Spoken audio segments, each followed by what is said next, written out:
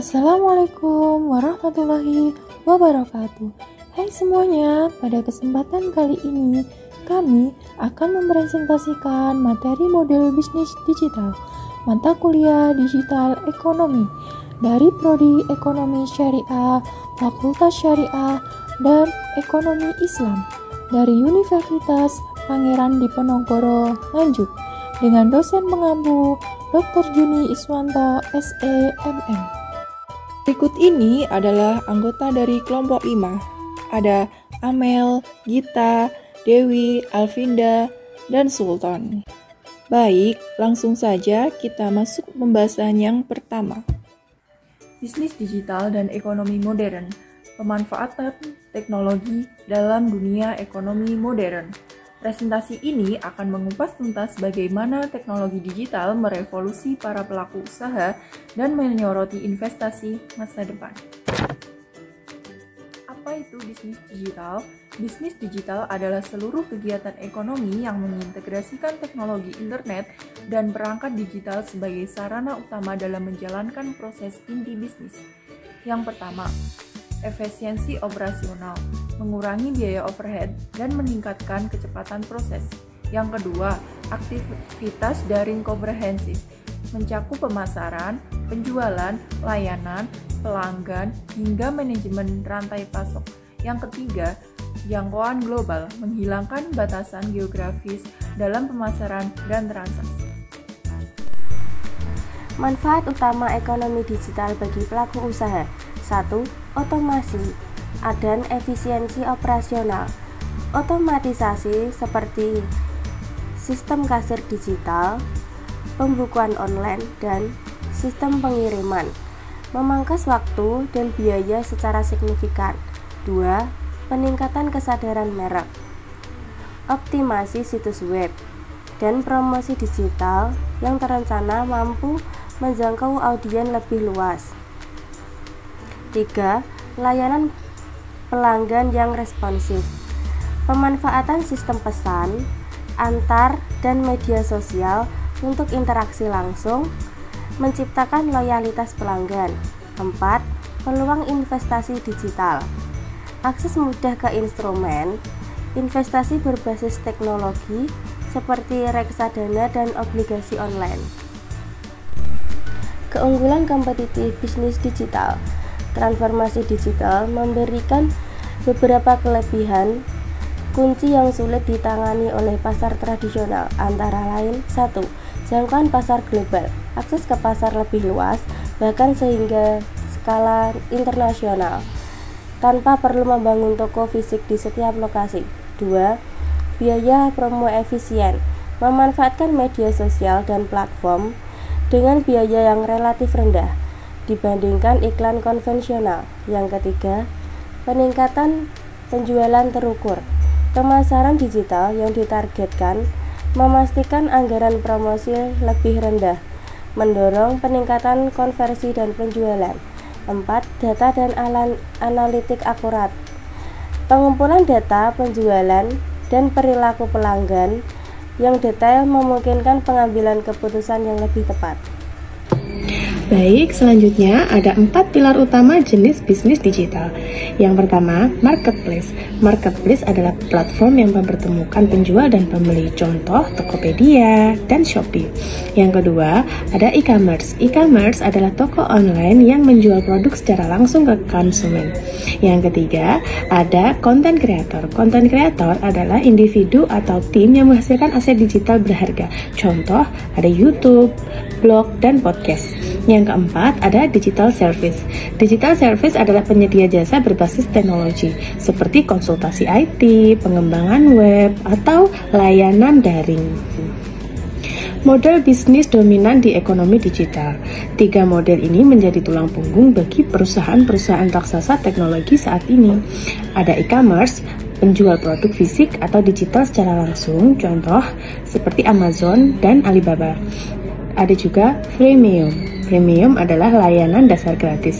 Fitur premium berbayar, contoh seperti Spotify Free atau Premium. Ada juga yang berbasis langganan, akses layanan dengan pembayaran periodik seperti Netflix, Spotify, atau Adobe. Platform marketplace menghubungkan penyedia layanan dan konsumen. Dan advertising menghasilkan pendapatan melalui iklan tertarget seperti Google atau Facebook.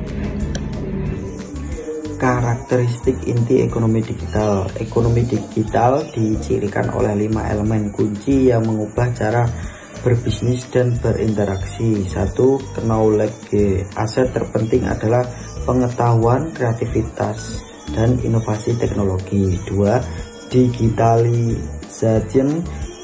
Pengubahan informasi menjadi format digital untuk pemrosesan yang cepat dan efisien. 3. Virtualization.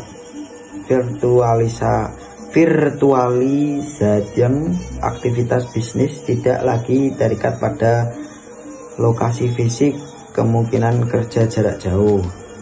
4. Molekularisation. Organisasi bisnis menjadi lebih kecil, fleksibel, dan terdesentralisasi. 5. Integrasi vertikal dan horizontal antar sistem untuk produktivitas yang optimal. Studi kasus revolusi monetisasi data atau big data. Monetisasi big data adalah mesin pertumbuhan baru didorong oleh kombinasi dan data IoT atau Internet of Things dan analitik. Contohnya, 1. Pertanian cerdas menggunakan IoT dan sensor untuk manajemen tanaman presisi, optimal irigasi, dan prediksi hasil panen. 2. Manufaktur 4.0 penerapan 5G dan analitik industri untuk pemeliharaan prediktif, mengurangi downtime dan meningkatkan efisiensi pabrik. 3. Transportasi dan logistik, analitik data dari kendaraan terhubung atau telematik untuk rute yang optimal, pemantauan kondisi armada, dan meningkatkan keselamatan. 4. Kesehatan digital, monetisasi data rekam medis digital dan telemedicine untuk diagnosis lebih cepat dan pengembangan obat-obatan baru. Studi kasus ekosistem bisnis seluler. Pertumbuhan aplikasi mobile yang eksplosif menunjukkan pergeseran fokus. Pendekatan terbukti kurang efisien, solusi terbaik adalah ekosistem aplikasi terfokus. Pendekatan efisien. Setiap aplikasi memiliki fungsi spesifik dan pasar yang jelas. Fokus pada pengalaman pengguna yang sangat personal. Integrasi yang mulus antar aplikasi dalam ekosistem tunggal, meningkatkan retensi pengguna dan efektivitas pemasaran digital. Ekosistem ini memungkinkan perusahaan untuk mendominasi segmen pasar tertentu dengan produk yang sangat terukur dan berkualitas tinggi. Keuntungan ekosistem aplikasi bagi bisnis. Membangun ekosistem yang terintegrasi memberikan manfaat strategis jangka panjang. Yang pertama, siklus hidup panjang. Biaya pemeliharaan yang lebih rendah dan umur produk yang lebih lama karena fokus yang sempit dan optimalisasi konstan. Yang kedua, analisis data mendalam. Integrasi data dari berbagai aplikasi memberikan wawasan holistik untuk keputusan bisnis yang strategis. Yang ketiga, pengalaman personal. Fungsi spesifik membuat pengalaman pengguna lebih personal, intuitif, dan memenuhi kebutuhan spesifik. Yang keempat, keterlibatan pelanggan. Pengalaman positif mendorong pengguna berulang dan meningkatkan tingkat keterlibatan pelanggan. Yang kelima, pemasaran tepat sasaran. Data yang terkumpul dari ekosistem memungkinkan strategi pemasaran yang sangat terregmentasi, dan efektif. Sekian dari video presentasi kami kali ini. Apabila ada kekurangan, mohon dimaafkan atas perhatiannya. Terima kasih. Wassalamualaikum warahmatullahi wabarakatuh.